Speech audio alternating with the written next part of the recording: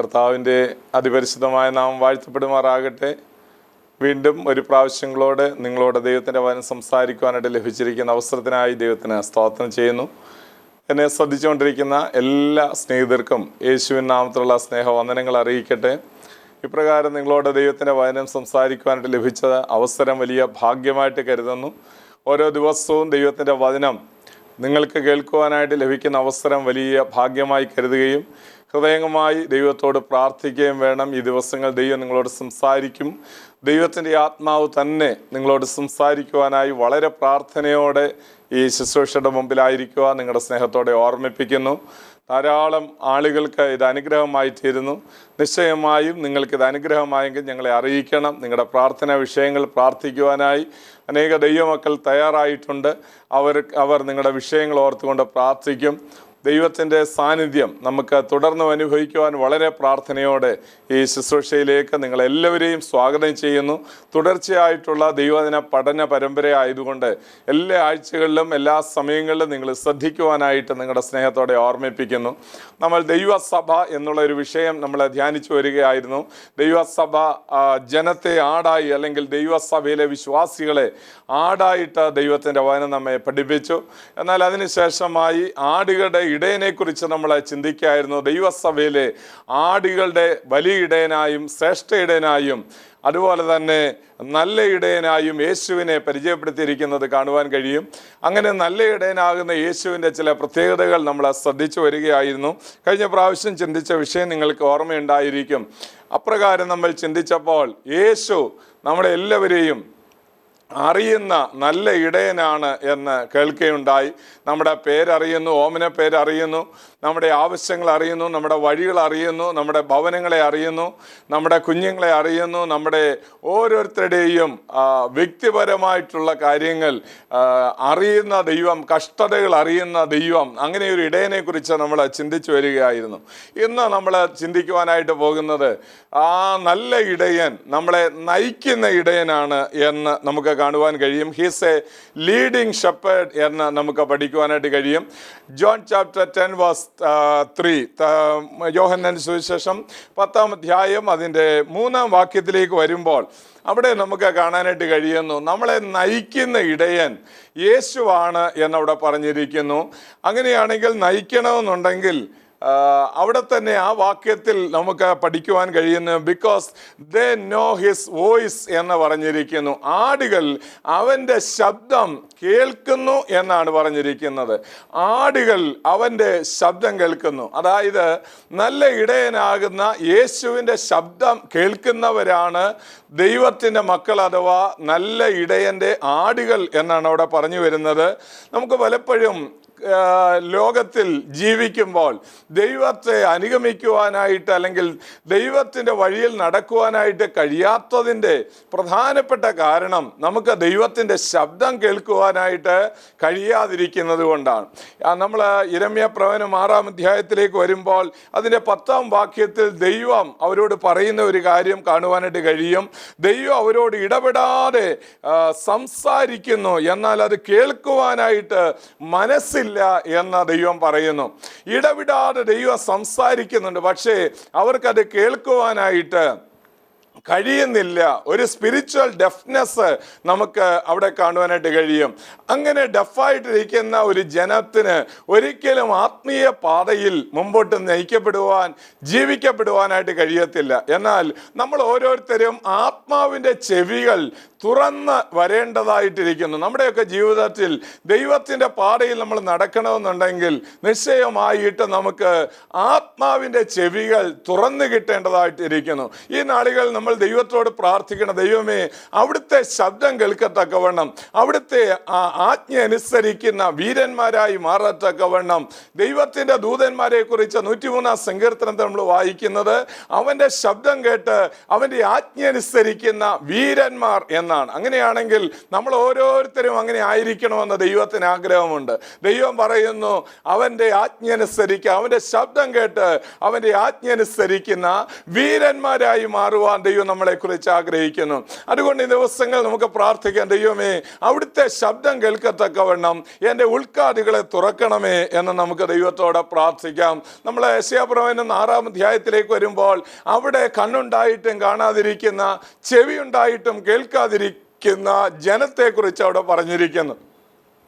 യെശയ്യാവിൽ കൂടെ ദൈവം സംസാരിക്കുവാൻ ആഗ്രഹിക്കുമ്പോൾ അവർക്ക് കണ്ണുണ്ട്, ചെവിയുണ്ട്, പക്ഷേ അവർക്ക് ആർക്കും കാണുവാനോ കേൾക്കുവാനോ കഴിയില്ലാത്ത നിലയിലാണ് അവരുടെ ജീവിതം എന്ന് കാണുവാനായിട്ട് കഴിയും. അങ്ങനെ ഒരു ആടായിട്ട് നമ്മളെ ജീവിച്ച് അവസാനിക്കുവാനല്ല ദൈവം നമ്മളെക്കുറിച്ച് ആഗ്രഹിക്കുന്നത്. നല്ല ഇടയൻ്റെ ശബ്ദം കേട്ട് അവൻ്റെ പിന്നാലെ യാത്ര ചെയ്യുവാനായിട്ട് ദൈവം നമ്മളെക്കുറിച്ച് ആഗ്രഹിക്കുന്നു. ദൈവത്തിൻ്റെ വഴിയിൽ നടക്കുവാൻ നമുക്ക് ഉള്ളിൻ്റെ ഉള്ളിൽ നിന്ന് താല്പര്യമുണ്ടെങ്കിൽ ദൈവ ശബ്ദത്തിനായിട്ട് നമ്മൾ ദിനംതോറും കാതോർക്കേണ്ടതായിട്ടിരിക്കുന്നു. നമ്മൾ ദൈവശബ്ദം എന്തുകൊണ്ടാണ് കേൾക്കാതിരിക്കുന്നത്? വേദപുസ്തകം വളരെ വ്യക്തമായിട്ട് അതിന് ഉത്തരം നൽകുന്നുണ്ട്. യെശയ്യാപ്രവചനം 6-ാം അധ്യായത്തിലേക്ക് വരുമ്പോൾ, അതിൻ്റെ 6-ാം അധ്യായത്തിൻ്റെ 10-ാം വാക്യത്തിലേക്ക് വരുമ്പോൾ അവിടെ നമുക്ക് കാണാൻ കഴിയുന്നുണ്ട്, ഹൃദയം തടിച്ചിരിക്കുന്നത് കൊണ്ട് ദൈവശബ്ദം കേൾക്കുവാനായിട്ട് കഴിയുന്നില്ല. നമ്മുടെ ഹൃദയം തടിച്ചിരുന്നാൽ ദൈവത്തിന് നമ്മളോട് സംസാരിക്കുവാനായിട്ട് കഴിയത്തില്ല. പല വിധത്തിൽ നമ്മുടെ ഹൃദയം തടിച്ചിരിക്കാം. ഒരുപക്ഷെ നമ്മുടെ ഹൃദയം നിരാശ കൊണ്ട് മൂടിയിരിക്കുകയാണെങ്കിൽ ദൈവം പറയുന്നത് എന്താണെന്നൊന്നും കേൾക്കുവാനായിട്ട് കഴിയത്തില്ല. നമ്മൾ എമ്മോസിലേക്ക് പോയ ശിഷ്യന്മാരുടെ കാര്യം തിരുവചനത്തിൽ നമുക്ക് പഠിക്കുവാൻ കഴിയുന്നു. ലൂക്കോസ് 24-ാം അധ്യായത്തിൽ യെരുശലേമിൽ നിന്ന് ഇതാ എമ്മോസിലേക്ക് 2 ശിഷ്യന്മാർ കടന്നു പോകുന്നു. അവരോട് ചേർന്ന് കർത്താവ് നടക്കുകയാണ്. ഏകദേശം 10-12 മൈൽ ദൂരമുള്ള എമ്മോസ് എന്ന് പറയുന്ന സ്ഥലത്തേക്ക് അവർ പോകുമ്പോൾ അവർ യെരുശലേമിൽ നിന്ന്, അഥവാ അപ്പത്തിന്റെ പട്ടണത്തിൽ നിന്ന്, സന്തോഷത്തിന്റെ പട്ടണത്തിൽ നിന്നാണ് അവർ ആ എമ്മോസിലേക്ക് പോകുന്നത്. അപ്പോൾ എമ്മോസിലേക്ക് പോകുമ്പോൾ അവരുടെ ഹൃദയം തടിച്ചിരിക്കുകയായിരുന്നു. കർത്താവ് അവരോട് പല കാര്യങ്ങൾ സംസാരിക്കുമ്പോഴും അവനെ അറിയാതെ വണ്ണം അവൻ്റെ ഉൾക്കാതുകൾ തടിച്ചിരിക്കുന്നു. നമുക്കറിയാം, അവർ തമ്മിൽ വാദിക്കുകയാണ്, തർക്കിക്കുകയാണ് ചെയ്യുന്നത്. നമ്മളെല്ലായ്പ്പോഴും ഓർത്ത് കൊള്ളണം, എവിടെയെങ്കിലും തർക്കമോ വാദമോ ഒക്കെ വഴക്കോ ഒക്കെ കാണുമ്പോൾ ഓർത്ത് കൊള്ളേണ്ട ഒരു കാര്യം, ഹൃദയം തടിച്ചിരിക്കുന്ന അവസ്ഥയിലാണ് ഈ തർക്കങ്ങൾ വരുന്നത്. എല്ലായ്പ്പോഴും ഇതാ യേശുവിൻ്റെ സ്വഭാവം നമുക്ക് നല്ല ഒരു മാതൃകയാണ്. ഇങ്ങനെ തർക്കിക്കുകയും വാദിക്കുകയും ഒക്കെ ചെയ്യുന്നവരുടെ കൂട്ടത്തിൽ കർത്താവ് ഇതാ അവരോട് ചേർന്ന് നടക്കുകയാണ്. അവനെ അറിയാതെ വണ്ണം അവരുടെ കണ്ണുകൾ നിരോധിച്ചിരുന്നു എന്ന് നമുക്ക് പഠിക്കാൻ കഴിയും. എന്നാൽ നമുക്കവിടെ ശ്രദ്ധേയമായ കാര്യം, അവരുടെ ഹൃദയം നിരാശ കൊണ്ട് മൂടിയിരിക്കുന്നു. കാരണം അവരുടെ രക്ഷകനായി ലോകത്തിലേക്ക് അവതരിച്ചിരിക്കുന്ന യേശു ഇതാ മരിച്ചു കഴിഞ്ഞിരിക്കുന്നു. ഉയർത്തെഴുന്നേറ്റതും അവർ ഒരുപക്ഷെ പല പ്രാവശ്യം കണ്ടവരായിരിക്കാം. പക്ഷേ അവർക്ക് അതിലൊന്നും ഒരു വിശ്വാസമില്ലാതെ വെറും തടിച്ചിരിക്കുന്ന ഒരവസ്ഥയിൽ അവർ ആയിരിക്കുന്നു. അങ്ങനെ ആയിരിക്കുമ്പോൾ അവരോട് ദൈവത്തിൻ്റെ ആത്മാവ്, അവരുടെ ഹൃദയം തടിച്ചിരിക്കുന്ന അവസ്ഥയിൽ ദൈവത്തിൻ്റെ ശബ്ദം ഒന്നും തന്നെ കേൾക്കുവാനായിട്ട് കഴിയുന്നില്ല. പിന്നീട് സമയം കഴിഞ്ഞപ്പോൾ നമുക്കറിയാം, ദൈവം തന്നെ അവരുടെ ഹൃദയം തുറക്കുകയാണ്. കർത്താവ് തന്നെ അവരുടെ ഹൃദയം തുറക്കുകയാണ്. അവരുടെ കണ്ണിൻ്റെ ആ ഉള്ളിലുള്ള ആ ചെതുമ്പലുകൾ എടുത്തു മാറ്റപ്പെടുകയാണ്. അങ്ങനെ ആകുമ്പോൾ അവർക്ക് കേൾക്കുവാനായിട്ട് കഴിയുന്നു. അപ്പോൾ നമ്മുടെ ഹൃദയത്തിൻ്റെ ആ തടിപ്പ് നിമിത്തം ദൈവശബ്ദം കേട്ട് നല്ല ഇടയനെ അനുഗമിക്കുവാനായിട്ട് നമുക്ക് കഴിയാതെ പോകുന്നു. മർക്കോസ് 6-ന്റെ 51-ാം വാക്യത്തിൽ ഇതേ കാര്യം തന്നെ യെശയ്യാവ് പറഞ്ഞത് എടുത്തെഴുതിയിരിക്കുന്നത് നമുക്ക് കാണുവാൻ കഴിയും. അതുമാത്രമല്ല, രണ്ടാമതായിട്ട് ഹൃദയത്തിൻ്റെ അഥവാ ചെവിക്ക് പരിച്ഛേദനയില്ലെങ്കിൽ നമുക്ക് ദൈവശബ്ദം കേൾക്കുവാനായിട്ട് കഴിയില്ല. ഒന്നാമതായിട്ട് ഞാൻ പറഞ്ഞത്, ഹൃദയത്തിന് തടിപ്പുണ്ടെങ്കിൽ അഥവാ ഹൃദയം തടിച്ചിരിക്കുകയാണെങ്കിൽ ദൈവത്തിൻ്റെ ശബ്ദം നമുക്ക് കേൾക്കുവാൻ കഴിയില്ല. രണ്ടാമതായിട്ട് നമുക്ക് പഠിക്കാൻ കഴിയുന്നത്, ദൈവത്തിൻ്റെ ശബ്ദം കേൾക്കാനായിട്ട്, ദൈവത്തിൻ്റെ ആ ശബ്ദത്തിനായിട്ട് നമുക്ക് ചെവിക്കൊരു പരിച്ഛേദന എന്ന് പറഞ്ഞാൽ, പരിച്ഛേദന എന്ന് അർത്ഥമാക്കുന്നത് ദൈവത്തിന് വേണ്ടി വേർതിരിയപ്പെടുക എന്നുള്ളതാണ്. അങ്ങനെയാണെങ്കിൽ ദൈവത്തിന് വേണ്ടി വേർതിരിയപ്പെട്ട ഒരു ചെവിയില്ലാത്ത കാലത്തോളം നമുക്ക് ദൈവശബ്ദം കേൾക്കുവാനായിട്ട് കഴിയത്തില്ല. നമ്മൾ ദൈവവചനത്തിൽ വായിക്കാൻ കഴിയുന്നു, തളർന്നിരിക്കുന്നവരെ വാക്കുകൊണ്ട് ബലപ്പെടുത്തേണ്ടതിന് നീ എനിക്ക് ശിഷ്യന്മാരുടെ നാവ് തന്നിരിക്കുന്നു. എന്നാൽ അടുത്ത വാക്യത്തിലാണ് കാണാൻ കഴിയുന്നത്, രാവിലെ തോറും അവിടുത്തെ ശബ്ദം കേൾക്കുവാനായി എന്നെ ഉണർത്തുന്നു, എൻ്റെ ചെവികളെ ഉണർത്തുന്നു എന്നാണ് അവിടെ പറഞ്ഞിരിക്കുന്നത്. ഇതിൽ നിന്ന് നമ്മൾ എന്താണ് മനസ്സിലാക്കേണ്ടത്? നമ്മൾ പലപ്പോഴും ദൈവത്തിൻ്റെ ശബ്ദം കേൾക്കാനായിട്ട് മനസ്സില്ലാത്തവരായി, ചെവിക്ക് പരിച്ഛേദന ഇല്ലാത്തവരായി മാറുന്നത് കൊണ്ട് ദൈവത്തിന് നമ്മളോട് സംസാരിക്കുവാനായിട്ട് കഴിയത്തില്ല. ദൈവമേ എന്നോട് സംസാരിക്കണമേ എന്നുള്ള പ്രാർത്ഥനയോടെ ഇരിക്കുമ്പോൾ ദൈവം നമ്മളോട് സംസാരിക്കും. ദൈവത്തിന് ഇടപെടുവാനായി 100 വഴികളുണ്ട്. അതുകൊണ്ട് ഈ ദിവസങ്ങളിൽ ദൈവത്തിൻ്റെ ആത്മാവ് നിങ്ങളെ ഓരോരുത്തരെയും ദൈവശബ്ദം കേൾക്കുവാനായിട്ട് സഹായിക്കുമാറാകട്ടെ. നമുക്ക് മൂന്നാമതായിട്ട് നമുക്ക് ദൈവത്തിൻ്റെ ശബ്ദം കേൾക്കുവാനായിട്ട് കഴിയാത്തതിൻ്റെ കാരണം എന്താണ്? നമ്മൾ യെഹെസ്കേൽ പ്രവചനം 12-ാം അധ്യായത്തിലേക്ക് വരുമ്പോൾ അതിൻ്റെ 1-2 വാക്യങ്ങൾ വായിക്കുമ്പോൾ അവരുടെ മത്സരം നിമിത്തം ദൈവശബ്ദം അവർക്ക് കേൾക്കുവാനായിട്ട് കഴിയാതെ പോകുന്നു. പലപ്പോഴും നമ്മുടെയും ജീവിതത്തിൽ ദൈവത്തോട് മത്സരിച്ചാൽ ദൈവത്തിൻ്റെ ശബ്ദം നമുക്ക് കേൾക്കുവാനായിട്ട് കഴിയത്തില്ല.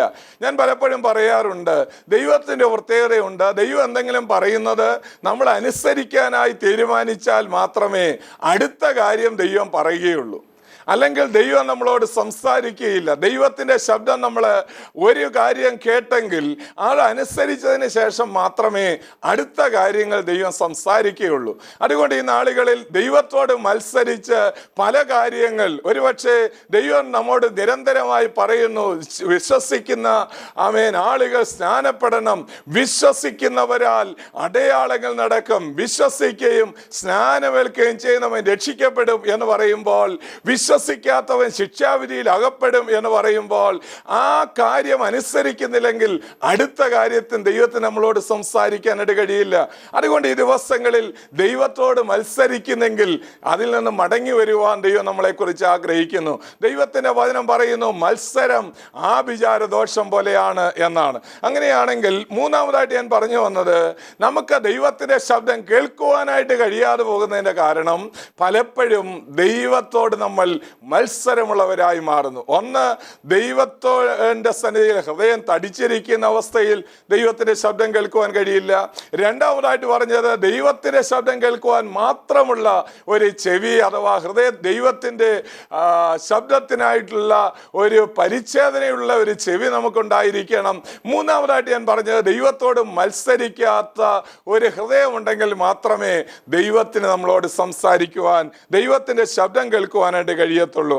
മൂന്നാമതായിട്ട് നമുക്ക് സെഖര്യാ പ്രവചനം 7-ാം അധ്യായത്തിലേക്ക് വരുമ്പോൾ അതിൻ്റെ 11-ാം വാക്യം വായിക്കുമ്പോൾ, ആ സ്റ്റബേർഡ്നെസ് അഥവാ ആ കാഠിന്യമായിട്ടുള്ള നമ്മുടെ ദൈവത്തോടുള്ള റിബല്യസ്നെസ്,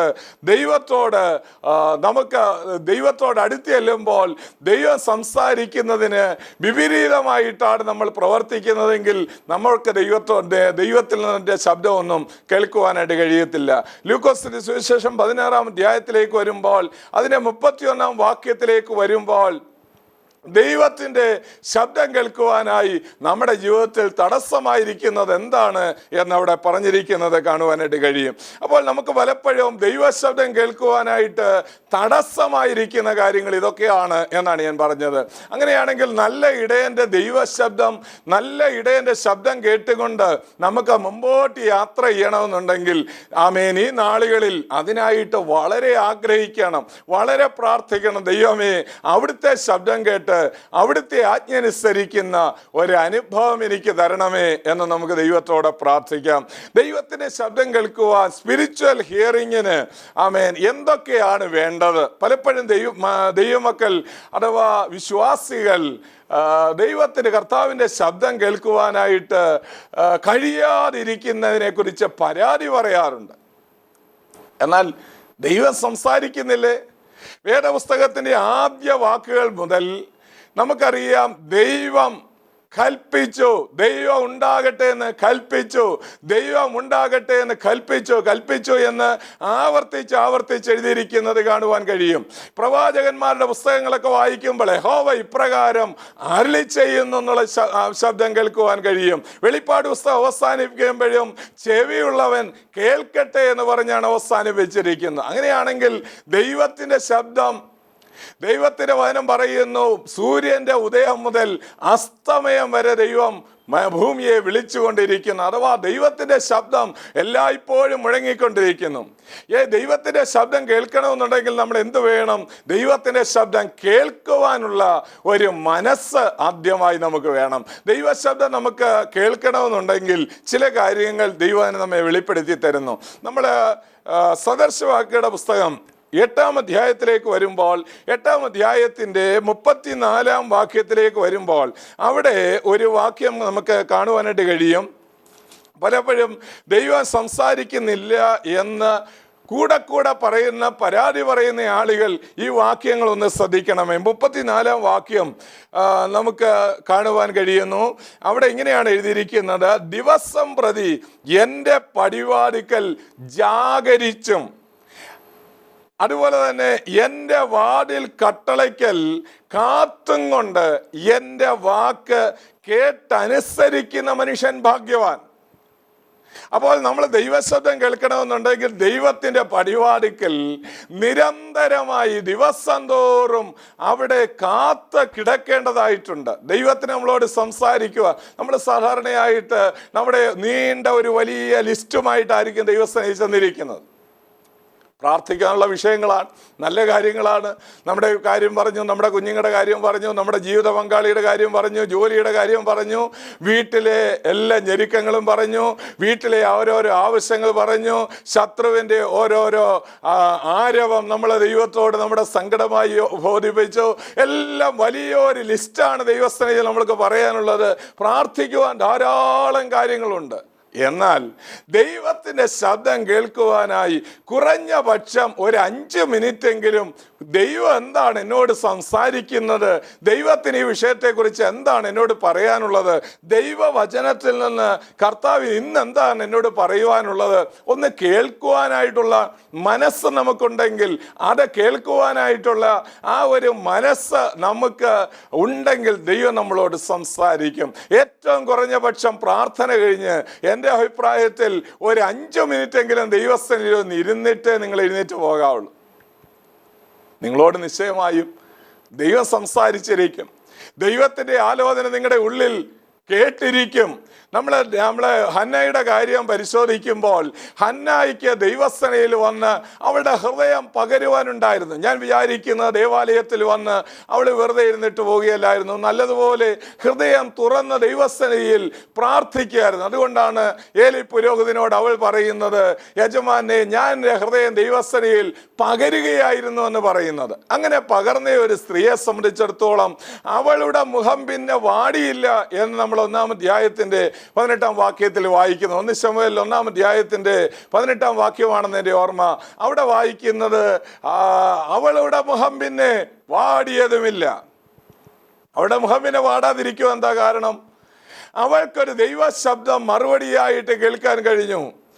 അവളുടെ മുഖം പിന്നെ വാടാതിരുന്നതിൻ്റെ കാരണം മറ്റുള്ള ആളുകൾ നിന്ദിക്കുകയും പരിഹസിക്കുകയും ആക്ഷേപിക്കുകയും ഒക്കെ ചെയ്തപ്പോൾ അവൾക്ക് ദൈവസ്ഥനിയിൽ വന്നവരുടെ ഹൃദയം പകർന്നു കഴിഞ്ഞതിന് ശേഷം എൻ്റെ വിചാരം ദൈവത്തിൻ്റെ ശബ്ദം അവൾ കേട്ടു.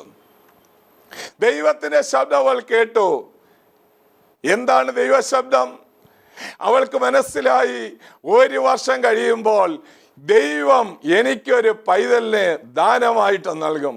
1 വർഷം പിന്നിടുന്നതിന് മുൻപേ അവൾക്ക് വേണ്ടി ദൈവത്തിൻ്റെ കരം പ്രവർത്തിക്കാൻ ഇടയായി തീർന്നു. ഇന്ന് എന്നെ കേട്ടുകൊണ്ടിരിക്കുമ്പോൾ ഞാൻ നിങ്ങളോട് ഓർമ്മിപ്പിക്കട്ടെ, ദൈവത്തിൻ്റെ സന്നിധിയിൽ നിന്ന് ഒരു ദൈവശബ്ദത്തിനായി നിങ്ങൾ കാതോർക്കുന്നെങ്കിൽ, ആ ശബ്ദം നിങ്ങൾ കേൾക്കുവാനായിട്ട് കാതോർക്കുന്നെങ്കിൽ പ്രാർത്ഥന കഴിഞ്ഞ് ഏതാനും മിനിറ്റുകൾ ദൈവസ്ഥനിരിക്കുക. 73-ാം സങ്കീർത്തനത്തിൽ ഒരു വാക്യമുണ്ട്, എന്നെ വളരെ സന്തോഷിപ്പിക്കുന്ന ഒരു കാര്യമാണ്. ഈ ആസാഫ് പറയുന്നു, ഞാൻ പൊട്ടനും ഒന്നും അറിയാത്തവനുമായിരുന്നു, നിന്റെ സന്നിധിയിൽ ഞാനൊരു മൃഗം പോലെയായിരുന്നു എന്ന് ആ ദൈവദാസൻ പറയുന്നു. എന്നിട്ട് പറയുന്നു, എന്നിട്ടും ഞാൻ നിന്റെ അടുക്കൽ ഇരിക്കുന്നു, നിന്റെ ആലോചനയാൽ നീ എന്നെ നടത്തും. പിന്നത്തേതിൽ മഹത്വത്തിലേക്ക് നീ എന്നെ കൈക്കൊള്ളും എന്നാണ് പറഞ്ഞിരിക്കുന്നത്. അപ്പോൾ ദൈവത്തിൻ്റെ ആലോചനയാൽ നടത്തണമെന്നുണ്ടെങ്കിൽ അവൻ്റെ അടുക്കലിരിക്കണം. ആലോചന അറിയണമെന്നുണ്ടെങ്കിൽ അവൻ്റെ പാദപീഠത്തിൽ കിടന്നേ മതിയാവൂ. എന്തെങ്കിലും ദൈവത്തിൻ്റെ ആലോചന പ്രാപിക്കുവാനായി നമ്മൾ ദൂരെ അങ്ങ് സഞ്ചരിക്കേണ്ട കാര്യമില്ല. ഏതെങ്കിലും ഒരു പ്രവാചകനെയോ ദൈവദാസനെയോ അന്വേഷിച്ച് നടക്കേണ്ട കാര്യമില്ല. ദൈവം നിങ്ങളെ ആ വിധത്തിലൊക്കെ അറിയിച്ചു എന്ന് വരാം. പക്ഷേ പ്രാഥമികമായും ദൈവശബ്ദം കേൾക്കുവാൻ ആഗ്രഹമുണ്ടെങ്കിൽ ദൈവത്തിന് നിങ്ങളോടാണ് സംസാരിക്കാൻ താല്പര്യം. വേറെ ഏതെങ്കിലും ഒരു ദൈവദാസനിൽ കൂടെ അല്ല സംസാരിക്കാൻ ആഗ്രഹം. ദൈവത്തിന് നിങ്ങളുടെ മുഖം കാണണം, നിങ്ങളുടെ വിഷയം കേൾക്കണം, നിങ്ങളുമായി സംസാരിക്കണം, നിങ്ങളുമായി അഭിമുഖമായി ബന്ധപ്പെടണം, നിങ്ങളുമായി നിങ്ങളുടെ കരം ദൈവത്തിന്റെ കരം കോർത്തിരിക്കുവാൻ ദൈവത്തിന് ആഗ്രഹമുണ്ട്. അതുകൊണ്ട് നമുക്ക് ദൈവസന്നിധിയിൽ തീരുമാനിക്കാം. ദൈവത്തിൻ്റെ ശബ്ദം കേൾക്കണമെന്നുണ്ടെങ്കിൽ ഒന്നാമതായിട്ട് അവൻ്റെ പടിവാതിൽക്കൽ കിടക്കണം. 2 Proverbs chapter 15 verse 31, 15-ാം അധ്യായത്തിൻ്റെ 31-ാം വാക്യത്തിലേക്ക് വരുമ്പോൾ അവിടെ കാണാൻ കഴിയുന്നത് എങ്ങനെയാണ് ദൈവശബ്ദം കേൾക്കാൻ കഴിയുന്നത്? അനുസരിക്കുന്നവർക്കാണ് ദൈവത്തിൻ്റെ ശബ്ദം കേൾക്കുവാനായിട്ട് കഴിയുന്നത്. 15-ാം അധ്യായത്തിൻ്റെ 21-ാം വാക്യത്തിലേക്ക് വരുമ്പോൾ നമുക്കത് കാണുവാനായിട്ട്, അനുസരിക്കുന്നവർക്കാണ് നമുക്കത് കേൾക്കുവാനായിട്ട് കഴിയുന്നത് എന്ന് കാണുവാൻ കഴിയും. നമുക്കറിയാം കർത്താവിൻ്റെ പരസ്യശുശ്രൂഷയുടെ ആദ്യമായിട്ടൊരു അത്ഭുതം നടക്കുന്നത് കാനാവിലാണ്. കാനാവിൽ വെച്ച് അവന് അടയാളങ്ങളുടെ ആരംഭമായിട്ട് അത് ചെയ്തതായിട്ട് തിരുവചനം പറയുന്നു. അടയാളങ്ങളുടെ ആരംഭമാണത്. അവിടെ എന്താണ് അത്ഭുതം നടക്കാൻ കാരണം? മറ്റൊന്നുമല്ല, യേശു പറഞ്ഞത് അവർ അനുസരിച്ചു. മറിയ അവിടെ പറയുകയാണ്, അവൻ എന്തെങ്കിലും കൽപ്പിച്ചാൽ അത് ചെയ്യുവീൻ. അന്നും ഇന്നും മറിയയ്ക്ക് ഒറ്റ കാര്യമേ പറയാനുള്ളൂ, അവൻ എന്തെങ്കിലും കൽപ്പിച്ചാൽ അത് ചെയ്യുവീൻ. അത് ചെയ്യുന്നവർക്കെല്ലാം അത്ഭുതങ്ങൾ കാണുവാൻ കഴിയും. അനുസരിച്ചു വക്കോളം കോരി വെള്ളം നിറച്ചു കഴിഞ്ഞപ്പോൾ അത്ഭുതങ്ങൾ നടക്കുന്നത് കാണുവാൻ കഴിയും. നമുക്ക് ഇവിടെ ഏറ്റവും ശ്രദ്ധേയമായ കാര്യം, ആരനുസരിച്ചിട്ടുണ്ടോ അവിടെയെല്ലാം അത്ഭുതങ്ങൾ സംഭവിച്ചിട്ടുണ്ട്. ലാസറിന്റെ കല്ലറയിലേക്ക് വരാം. അവിടെ കാണുന്നത് കർത്താവ് പറയുകയാണ്, ആ കല്ലുരുട്ടി നീക്കുക. കല്ലുരുട്ടി നീക്കുന്നു. ലാസറെ പുറത്തു വരിക എന്ന് കർത്താവ് പറയുന്നു. അവിടെ ഇതാ ഒരു അത്ഭുതം നടക്കുന്നു. അതിനുശേഷം അവന്റെ കെട്ടുകൾ അഴിച്ചുവിടുവാനായി ദൈവത്തിന്റെ കൽപ്പന. ഇങ്ങനെ അനുസരിക്കുമ്പോഴാണ് വലിയ വലിയ അത്ഭുതങ്ങൾ നമുക്ക് കാണുവാനായിട്ട് കഴിയുന്നത്. ഒന്നാമതായിട്ട് അവന്റെ പടിവാതിൽക്കൽ കിടക്കണം. രണ്ടാമതായിട്ട് നമ്മൾ അനുസരിക്കണം. മൂന്നാമതായിട്ട് നമുക്ക് സഭാപ്രസംഗയുടെ പുസ്തകം വായിക്കുമ്പോൾ 5-ാം അധ്യായത്തിന്റെ 1-ാം വാക്യത്തിലേക്ക് വരുമ്പോൾ, ആരാധിച്ചാൽ ദൈവത്തിന്റെ ശബ്ദം കേൾക്കുവാനായിട്ട് കഴിയും. ആരാധനയ്ക്കായി അടുത്തു വരുന്ന ദൈവത്തിന് ദൈവത്തിന്റെ സാന്നിധ്യത്തിൽ അവിടുത്തെ ശബ്ദം കേട്ട് മുമ്പോട്ട് ജീവിക്കുവാനായിട്ട് കഴിയും. മാത്രമല്ല, നാലാമതായിട്ട് സംഭവങ്ങളിലൂടെ ദൈവം നമ്മളോട് സംസാരിക്കും. യോനയുടെ കാര്യം നമുക്ക് എടുക്കുമ്പോൾ വളരെ സുപരിചിതമായൊരു വിഷയമാണ്. ദൈവദാസനോട് പറഞ്ഞത് നിനവയിൽ പോയി അതിനെതിരായി പ്രസംഗിക്കാനാണ്. എന്നാൽ നമുക്കറിയാം, അദ്ദേഹം തർശീസിലേക്ക് ഓടിപ്പോയി. ദൈവം ഇദ്ദേഹത്തെ വിട്ടുകളഞ്ഞില്ല. പല മുഖാന്തരങ്ങളിൽ കൂടെ ഇതാ ദൈവത്തിങ്കലേക്ക്, അഥവാ ദൈവത്തിൻ്റെ വഴിയിലേക്ക് പല സംഭവങ്ങൾ ഉണ്ടാക്കിയതിന് ശേഷം അവനെ ദൈവം അവൻ്റെ കൃപയിലേക്ക്, അവൻ്റെ സന്നിധിയിലേക്ക് ദൈവം അവനെ മടക്കിക്കൊണ്ടുവന്നു. അങ്ങനെയാണെങ്കിൽ ഇപ്പോൾ നിങ്ങൾ അഭിമുഖീകരിക്കുന്ന ഒരു പ്രശ്നം, നിങ്ങൾ അഭിമുഖീകരിച്ചുകൊണ്ടിരിക്കുന്ന വലിയ ഓഫീസിലെ നിങ്ങളുടെ ജോലി സ്ഥലത്തെ പ്രശ്നം, അത് ദൈവം അനുവദിച്ച ഒരു കാര്യമാണ്. എന്താണ് അതിൽ കൂടെ നടക്കുന്നതെന്ന് ദൈവം നമ്മളോട് സംസാരിക്കുകയാണ്. നമ്മൾ പലപ്പോഴും ദൈവവചനത്തിലുടനീളം വായിക്കുമ്പോൾ അതിന് അനേക ഉദാഹരണങ്ങൾ കാണുവാൻ കഴിയും. ലാസറിന്റെയും ധനവാന്റെയും കൂടെ കാര്യം ചിന്തിക്കുമ്പോൾ കർത്താവ് പറഞ്ഞ ആ സംഭവത്തിൽ ലാസറാണ് ആദ്യം മരിക്കുന്നത്. ലാസർ എന്തുകൊണ്ട് ആദ്യം മരിച്ചു? മറ്റൊന്നുമല്ല, ലാസറിന്റെ മരണം ധനവാന് ആ സംഭവം ഒരു മുന്നറിയിപ്പായി ദൈവം സംസാരിക്കുകയായിരുന്നു.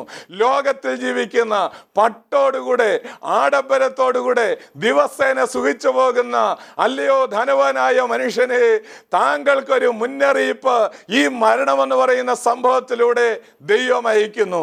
ദൈവത്തിൻ്റെ ആത്മാവ് ഇന്ന് പല സംഭവങ്ങളിൽ കൂടെ ദൈവം നിങ്ങളോട് സംസാരിച്ചിട്ടുണ്ട്.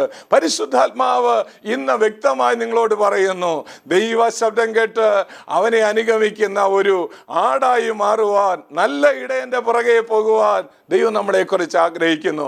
അതുകൊണ്ട് അവൻ്റെ ശബ്ദം കേട്ട് അവൻ്റെ ആജ്ഞ അനുസരിക്കുന്നവരായി നമുക്ക് മാറാം. ദൈവത്തിൻ്റെ പരിശുദ്ധാത്മാവ് നിങ്ങളുടെ അന്തരാത്മാവിൽ ഒരു ബോധ്യം തരുന്നുണ്ട്. ദൈവത്തെ അനുസരിക്കണമെന്ന് അന്തരാത്മാവിൽ ബോധ്യം തരുമ്പോൾ അതനുസരിക്കുവാൻ നമുക്കൊരുങ്ങാം. ഞാൻ നിശ്ചയമായി വിശ്വസിക്കുന്നു, യാദൃശ്ചികമായി ദൈവ ശബ്ദം നിങ്ങളെ കേൾപ്പിച്ചതല്ല. ദൈവത്തിൻ്റെ വാക്കനുസരിക്കുവാൻ, ദൈവത്തിൻ്റെ വാക്കനുസരിക്കുമ്പോൾ അവൻ്റെ സാന്നിധ്യം ആമേൻ അനുഭവിക്കാൻ കഴിയും. അവൻ ആമേൻ നിങ്ങളെ നയിക്കുക തന്നെ ചെയ്യും. ആ ഇടയൻ ശബ്ദം കേൾപ്പിക്കുന്ന ഇടയനാണ്. അവൻ്റെ ആ ശബ്ദം കേട്ട് അവൻ്റെ പിന്നാലെ നടക്കുവാൻ ദൈവം നിങ്ങളെല്ലാവരെയും സഹായിക്കട്ടെ എന്ന് ഞാൻ പ്രാർത്ഥിക്കുന്നു. വലിയവനായ ദൈവത്തിൻ്റെ വാഴ്വുകളും അനുഗ്രഹങ്ങളും നിങ്ങളുടെ ഭവനത്തിന്മേൽ വാഴുമാറാകട്ടെ, കുഞ്ഞുങ്ങളിൽ മേൽ വാഴുമാറാകട്ടെ. അടുത്ത എപ്പിസോഡിൽ വീണ്ടും നമുക്ക് കണ്ടുമുട്ടാം. ദൈവം നിങ്ങളെ ധാരാളമായി അനുഗ്രഹിക്കട്ടെ എന്ന് പ്രാർത്ഥിക്കുന്നു. വീണ്ടും ദൈവത്തിൻ്റെ ശബ്ദം കേൾക്കുവാൻ നാം കാതോർക്കാം.